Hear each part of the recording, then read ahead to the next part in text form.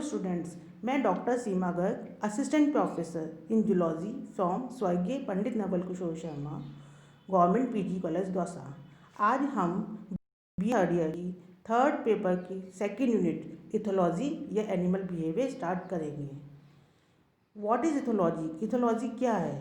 Ethology is the scientific and objective study of animal behaviour usually with the focus on behaviour under normal condition.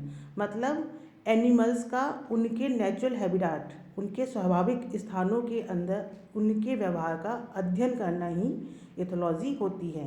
Animal behaviour, what is animal behaviour? Animal behavior includes all the ways animals interact with other animals or organisms and the typical environment। मतलब animals के वे सारे तरीके या activities जिनसे वो दूसरी जाति के सदस्य या अपनी जाति के सदस्य या उनके चारों तरफ पाए जाने वाले एनवायरनमेंट से वो इंटरेक्ट करते हैं, उन्हें हम एनिमल बिहेवियर या व्यवहार की श्रेणी में रखते हैं। डिफरेंट इथोलॉजिस्ट जैसे कि कॉनार्ड लॉरेंज, कार्ल वॉन फिश, निको टिनबर्गर इत्यादि ने एनिमल बिहेवियर के ऊपर उनके नेचुरल हैबिटेट में बहुत रिसर्च एंड स्टडी की। उसी रिसर्च के ऊपर बेस्ड कुछ मूलभूत या आधारभूत अवधारणाएं दी गई हैं जिन्हें कि कंसेप्ट्स ऑफ इथोलॉजी कहते हैं। इथोलॉजी की जितनी भी स्टडीज़ हैं, फर्दर स्टडीज़ या एडवांस स्टडीज़ या जितने भी फैक्ट्स हैं, वो सभी इन कंसेप्ट्स ऑफ इथोलॉजी के ऊपर बेस्ड है, जिनका आज हम अध्ययन करेंगे। तो पहला कंसेप्ट है concept of fixed action pattern, FAP, मतलब स्थायी क्रियाक्रम की अवधारणा। What is FAP? It is a fixed action pattern is an instinct behavioral sequence that is highly stereotyped and species specific। मतलब फिक्स्ड एक्शन पैटर्न जो होता है वो इंस्टिंक्ट जन्मजात व्यवहार होता है जो कि हाईली स्टेरियोटाइप है, मतलब एक विशेष प्रकार का है, रूढ़ प्रकार का है, और स्पीशीज स्पेसिफिक है, जाति विशेष, एक जाति में एक विशेष प्रकार का व्यवहार जो दर्शाया जाता है उसे हम फिक्स्ड एक्शन पैटर्न कहते हैं। These patterns are produced by the innate releasing mechanism in response to a sign stimulus or releaser। Once released, a FAP runs to completion। मतलब किसी एक FAP के लिए, एक फिक्स एक्शन पैटर्न के लिए एक कारक स्टिमुलस जिम्मेदार होता है जिसके रिस्पॉन्स में ये व्यवहार होता है, और एक बार ये व्यवहार शुरू हो जाता है तो कंप्लीट होने तक ही ये शुरू रहता है, बीच में ये रुकता नहीं है। तो इसे हम कह सकते हैं कि ये एक सहज और जन्मजात व्यवहार है जो कि जाति विशेष में स्थायी व रूढ़ प्रकार का है और समन्वित प्रेरक क्रियाओं का क्रम होता है। FAP term is given by Konrad Lorenz and इसके जो होते हैं मुख्य 6 लक्षण होते हैं। FAP के मुख्य 6 लक्षण होते हैं। फर्स्ट है स्टीरियोटाइप या रूढ़ प्रकार का, occur in rigid predictable and highly structured sequence. मतलब ये एक रिजिड दृढ़ प्रकार का होता है और अनुमानित रूप में होता है, मतलब कि एक स्पीशीज़ में एक फिक्स पैटर्न के अंदर ही ये व्यवहार दर्शाया जाता है और जाति के सभी सदस्यों में ये व्यवहार उसी प्रकार से दर्शाया जाएगा। ये रिजिड रहता है, दृढ़ रहता है, इसमें फ्लेक्सिबिलिटी नहीं होती। इस व्यवहार के क्रम में जो होता है, उनकी एक्टिविटीज़ में जो होता है उसमें डिफरेंस नहीं आता है।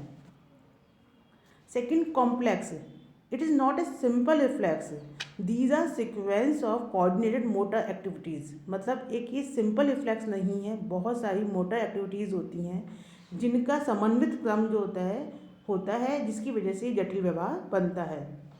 रिलीज्ड और स्टिमुलस डिपेंडेंट, उद्दीपन आश्रित, मतलब इसके लिए एक कारक या स्टिमुलस की आवश्यकता होती है जिसे कि हम रिलीजर भी कहते हैं, उसी के रिस्पॉन्स में FAP स्टार्ट होता है।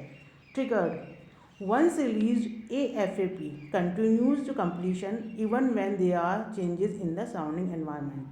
मतलब कि एक बार अगर ये फिक्स्ड एक्शन पैटर्न स्टार्ट हो गया, ये व्यवहार जो होता है वो शुरू हो जाता है, तो ये जब तक ख़त्म नहीं होता या बंद नहीं होता जब तक कि ये पूरा नहीं होता है। भले ही उसके चारों तरफ जो एनवायरनमेंट है उसमें कुछ भी परिवर्तन हो जाए, लेकिन ये व्यवहार पूरा ही होता है। नेक्स्ट है इंडिपेंडेंट ऑफ एक्सपीरियंस, मतलब कि ये इनबॉर्न है, इननेट जन्मजात है। प्राणी में इसमें जीनों द्वारा, इसका जीन्स में ये निहित रहता है, ये लर्न है, पहले से सीखा हुआ होता है, इसको सीखने की आवश्यकता नहीं पड़ती, इसको अनुभव की आवश्यकता नहीं है। नेक्स्ट, स्पीशीज स्पेसिफिक, मतलब कि एक पर्टिकुलर स्पीशीज़ में एक के सभी सदस्यों द्वारा एक गिवन एज में, मतलब एक पर्टिकुलर टाइम और पर्टिकुलर एज में इसको सेम तरीके से व्यवहार को दर्शाया जाता है। ऐसा नहीं होता कि एक सदस्य जो होता है उसको एक व्यवहार को किसी और टाइम पे या किसी एक एज में दर्शा रहा है, तो दूसरा जो सदस्य है वो किसी दूसरी एज में उसको दर्शा रहा है। एक पर्टिकुलर टाइम पर्टिकुलर एज में ये सेम तरीके से, समान तरीके से ये फिक्स एक्शन पैटर्न एक जाति के सभी सदस्यों द्वारा दर्शाया जाता है। एफएबीज में क्या इंक्लूड होते हैं? इट इंक्लूड्स टैक्सेस या अनुचलन, रिफ्लेक्स एक्शंस प्रतिवर्ती क्रियाएं, लर्निंग एंड अदर इनेट और इंस्टिंक्टिव बिहेवियर, मतलब जन्मजात व सहज व्यवहार and kinesis. Taxes, what is taxes? N automatic movement made by an animal towards और अवे फ्रॉम ए स्टिमुलस, मतलब किसी भी कारक या स्टिमुलस की तरफ या उससे दूर एनिमल का जो मूवमेंट होता है वो टैक्सेस कहलाता है। जैसे कि फोटोटैक्सिस, कीमोटैक्सिस, जियोटैक्सिस। फोटोटैक्सिस क्या है? प्रकाश की तरफ जाना, पॉजिटिव फोटोटैक्सिस। प्रकाश से दूर भागना, नेगेटिव फोटोटैक्सिस। इसी प्रकार किसी केमिकल की तरफ आकर्षित होना, वो कीमोटैक्सिस, पॉजिटिव कीमोटैक्सिस। और किसी केमिकल से रेपेलेंट होना, उससे दूर जाना, वो नेगेटिव कीमोटैक्सिस होता है। नेक्स्ट भी जैसे काइनेसिस बिहेवियर। काइनेसिस क्या होते हैं? It is a responses to an environmental condition by changing the rate at which an activity is performed, मतलब कि कोई भी एक्टिविटी जो होती है अगर वो परफॉर्म की जा रही है और एनवायरमेंटल कंडीशन या किसी स्टिमुलस के रिस्पॉन्स में उसकी दर जो होती है वो चेंज हो जाती है, तो वो काइनेसिस कहलाता है। जैसे कि change in speed of locomotion according to intensity of stimulus, मतलब स्टिमुलस की इंटेंसिटी उसके तेज, तीव्र या मंद के अनुसार किसी भी अपनी जो गति हो रही है उसका बढ़ना या घटना जो होता है वो काइनेसिस में आता है। या फिर undirected changes in the turning from side to side, मतलब पोजीशन में चेंज होना, ये सब काइनेसिस एक्टिविटीज़ होती हैं। Reflexes, what is reflexes? Is reflex is an automatic response of part of the body to a stimulus, मतलब किसी भी कारक के प्रति बॉडी का अचानक से कुछ रिस्पॉन्स होता है, ऑटोमेटिक स्वतः जो रिस्पॉन्स या व्यवहार होता है उसे हम रिफ्लेक्स कहते हैं। ये बहुत रैपिड एक्ट्स होते हैं, बहुत तुरंत किए जाते हैं और इस पर कॉन्शियस कंट्रोल नहीं होता, मतलब खुद का कंट्रोल नहीं होता है। What is instincts behaviour? Any behaviour is instructive if it is performed without being based upon prior experience, मतलब ऐसे बिहेवियर, ऐसे व्यवहार जिनके लिए हमें अनुभव की आवश्यकता नहीं है, सीखने की आवश्यकता नहीं है या उनको एक्सपीरियंस उनके लिए नहीं चाहिए, वो जन्मजात होते हैं, जन्म से ही जो एनिमल होता है उसको सीखे हुए होता है, वो उनके जीनों में निहित होते हैं। लाइक जैसे जितने भी है सोशल ऑर्गेनाइजेशन इन इंसेक्ट्स, ये जो है एक fix action pattern, web spinning in spiders, parental care in birds and amphibians, in humans में जितने भी बेसिक एक्टिविटीज़ होती हैं जैसे कि crawling, smiling, crying, fear, appetite, ये जितने भी जो बेसिक जितने भी जो एक्टिविटीज़ हैं वो सारी जितनी होती हैं फिक्स एक्शन पैटर्न होती हैं। अगर हम इसके एग्जाम्पल की बात करें तो इसका एग्जाम्पल हम ग्रे लेग गूज में समझा जा सकता है। ग्रे लेग गूज जो है वो एक वाटरफॉल बर्ड है, बिग साइज बर्ड होता है, उसके अंदर एग रिट्राइवल बिहेवियर या एग रोलिंग बिहेवियर जो होता है वो फिक्स एक्शन पैटर्न होता है। इसको सबसे पहले जो स्टडी किया था वो निको टिनबर्जर एंड कॉनार्ड लॉरेंज ने किया था। इसके अंदर क्या होता है कि ग्रे लेग गूज जो होती हैं वो मैदानों में उथले घोंसले बनाती हैं, है ना, शैलो नेस्ट बनाती हैं और उसके अंदर अपने अंडे रखती हैं। अगर बाय द वे वो एग्स जो है उनके घोंसले से बाहर चले जाते हैं, विस्थापित हो जाते हैं, तो घोंसलों से अंडे का बाहर होना ही वो उनके लिए साइन स्टिमुलस का काम करता है या उद्दीपन का काम करता है। तो अब उसको वो वापस रोल करके नेस्ट में लाने की कोशिश करते हैं, घोंसलों में लाते हैं, तो अंडे का बाहर होना वो ग्रे लेग गूज के लिए साइन स्टिमुलस का काम करेगा, उसे वो रोल करके वापस अंदर लाते हैं, वो उनका एक फिक्स एक्शन पैटर्न होता है जो कि उस जाति के सभी सदस्यों द्वारा समान रूप से दर्शाया जाता है। अब उसमें ग्रे लेग गूज क्या करता है, वो थोड़ा ऊंचा होता है, अंडे को अपनी बीक या चोंच से छूता है और चोंच को उसको नेस्ट की तरफ या घोंसले की तरफ जो है स्थापित करके, मतलब उसको उसकी तरफ वो रोल करता है और बार बार उसको लयबद्ध तरीके से अपनी गर्दन को घुमाता है, जिससे कि जब तक कि घुमाता है जब तक कि वो अंडा जो है वापस वो नेस्ट में या घोंसले में नहीं आ जाए। तो इस प्रकार ये बिहेवियर जो होता है वो फिक्स्ड एक्शन पैटर्न की श्रेणी में आता है। According to Lorenz and Tinbergen, FAPs are innate and instinct behavior which have no need of any experience of particular situation। ये हम बात कर चुके हैं कि ये जन्मजात होते हैं, इनके लिए पहले से सीखने की आवश्यकता नहीं होती है, क्योंकि जीनों में इनका जो सीखना होता है वो जीनों में निहित होता है। जीनोम जो होता है, जेनेटिक इन्फॉर्मेशन जो होती है वो पहले से एनिमल के अंदर होती है। व्हेन एक्सपेरिमेंटली आइसोलेटेड एनिमल्स, अगर एनिमल्स को एकांत में पाला जाए जहाँ कि उसको अपने जो जाति के दूसरे सदस्य नहीं दिख रहे हैं या उनको अपने पेरेंट्स नहीं दिख रहे हैं, उसको कोई भी एक्सपीरियंस नहीं मिल रहा है, तब भी ये बिहेवियर उनमें दर्शाया जाएगा। जैसे कि गिलहरी, जो स्क्विरल्स होती हैं, अगर उनको मूंगफली दी जाए तो वो मूंगफली को खाती हैं, और एक्स्ट्रा मूंगफली जो होती हैं उनको वो ग्राउंड या मिट्टी जो होते हैं, जो ग्राउंड में उनको मिट्टी खोद के उनको वो उसमें दबाती हैं। तो ये बिहेवियर जो होता है उनमें फिक्स एक्शन पैटर्न होता है। नट्स को ज़मीन में खोद कर इसे मिट्टी में दबाने व छिपाने की जो प्रवृत्ति होती है वो गिलहरियों में सहज व जन्मजात व्यवहार है। अगर गिलहरी को अलग से पाला जाए या किसी केज के अंदर उसको बंद कर दिया जाए, उसको बिल्कुल एकांत में पाला जाए, तब भी उसको अगर मूंगफली दी जाए तो कुछ मूंगफली खाएगी, और वो उस केज में जो उसका ग्राउंड है उसको खोदने की कोशिश करती है जिससे कि वो एक्स्ट्रा मूंगफली को दबा सके।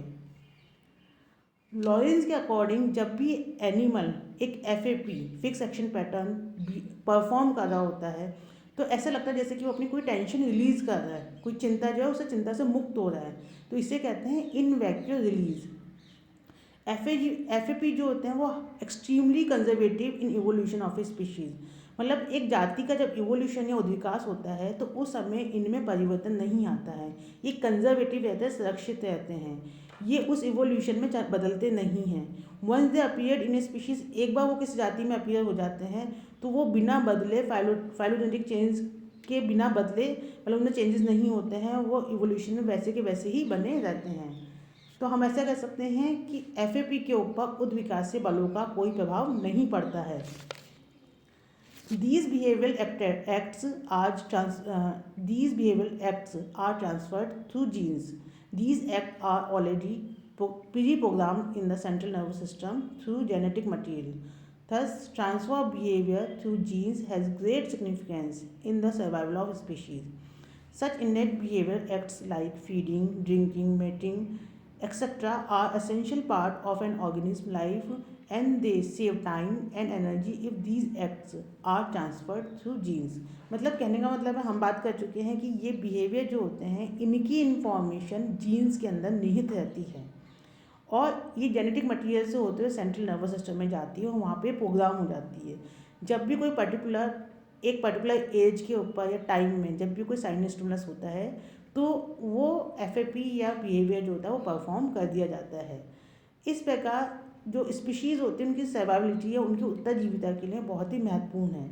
इस तरह के बिहेवियर जो बेसिक बिहेवियर होते हैं किसी भी स्पीशीज़ के, जैसे कि फीडिंग है, ड्रिंकिंग है, मेटिंग है इत्यादि, ये जितने भी एसेंशियल पार्ट जो हैं उसमें जो उनको सीखने में वो स्पीशीज़ जो होती है वो अपने जो एनर्जी जो है वो वेस्ट नहीं करती है, इस तरीके से उनका टाइम और एनर्जी वेस्ट होते हैं।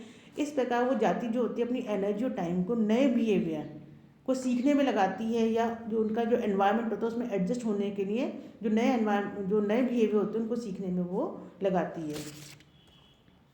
तो इस प्रकार उनकी जो अडेप्टेबिलिटी जो होती है वो बढ़ती है। तो इस प्रकार के जो एक्ट्स होते हैं वो जीन्स के थ्रू ट्रांसफ़र होते हैं। इस डायग्राम में हम देख सकते हैं कि कैसे ग्रे लेग गूस जो है वो बाहर निकले हुए अंडों को घोंसले में पुनः स्थापित करती है। फर्स्ट में सबसे पहले वो अंडे की तरफ देखती है तो वो उसका साइन स्टिमुलस है कि वो अंडा घोंसले के बाहर है। उसके बाद वो अंडे को टच करती है, फिर उसके ऊपर चोंच जो होती है वो स्थापित करती है, और फिर गर्दन को अंदर की ओर घुमा के वो उसको अंडे की ओर वापस लाती है। नेक्स्ट है concept of motivation. Each instinct behavior has a certain motivational level at all time. This value declines when the act is performed, then rise again. At different times, the animal responds in different ways to same stimulus. There seems to an urge or internal drive to elicit a particular behaviour at particular time. कहने का मतलब है कि किसी भी F को होने के लिए एक एनिमल के अंदर उसका एक मोटिवेशन लेवल होता है, एक अर्ज होती है। वो जब बहुत हाई होता है, अगर उस समय स्टिमुलस दिख जाता है तो वो उसको बहुत इजीली और बहुत हाई इंटेंसिटी के साथ उसको परफॉर्म करता है। लेकिन अगर उसकी वो अर्ज या मोटिवेशन लेवल कम हो जाता है, उस समय वो साइन स्टिमुलस उसको दिखता है, तो अब वो उसको उस तरीके से या उस इंटेंसिटी के साथ उसको परफॉर्म नहीं करता, या हो सकता है कि वो उसको परफॉर्म ही ना करें। जैसे कि मान लो कि जैसे हमने खाना खाया, उस समय हमारे भूख के लिए हमारी जो मोटिवेशन लेवल है वो बिल्कुल नील है, ख़त्म हो चुका है, क्योंकि हम खाना खा चुके हैं, हमारा पेट भरा हुआ है। जैसे जैसे टाइम पास होता जाएगा, अब हमारा जो सेंसेशंस हैं वो हमें भूख लगनी शुरू होगी, तो भूख लगने का जो मोटिवेशन लेवल है वो बढ़ता जाएगा, हाई होता जाएगा, और जो वो एक हाई लेवल पर पहुँच जाएगा जब हमें बहुत तेज भूख लगेगी, उस समय खाने कोई भी चीज़ हमें दिखती है तो हम उसे तुरंत खा लेंगे, है ना। वो फिक्स एक्शन पैटर्न जिस तरीके से हम उसे खाते हैं उसे हम तुरंत खा लेंगे। फिर खाने के बाद जब हमें सेटिस्फेक्शन हो जाएगा तो अगेन हम उसके लिए उस चीज़ को देख के उसको खाने की जो बिहेवियर है या व्यवहार है उसमें अब धीरे धीरे जो लेवल है वो कम होता जाएगा। उसके बाद अगर हमें खाने की चीज़ दिखेगी तब भी हम उसे नहीं खाएंगे। तो इसका मतलब है किसी भी बिहेवियर को परफॉर्म करने के लिए एनिमल के लिए में एक मोटिवेशन लेवल या अर्ज जो होती है वो ज़रूरी होती है, जो कि डिपेंड करती है उस समय। अगर स्टिमुलस है तो वो उसको परफॉर्म कर दे जाता है, अगर स्टिमुलस नहीं हो, स्टिमुलस कई बार वो अगर अर्ज नहीं भी है, मोटिवेशन लेवल जो है बहुत लो है, तब भी स्टिमुलस के होते हुए भी वो एक्टिविटी जो होती है परफॉर्म नहीं की जाती है। तो ये है कंसेप्ट ऑफ मोटिवेशन। तो आज हमने पढ़े concept of fixed action pattern and motivation. Next उसमें हम पढ़ेंगे concept of side stimulus. Thank you.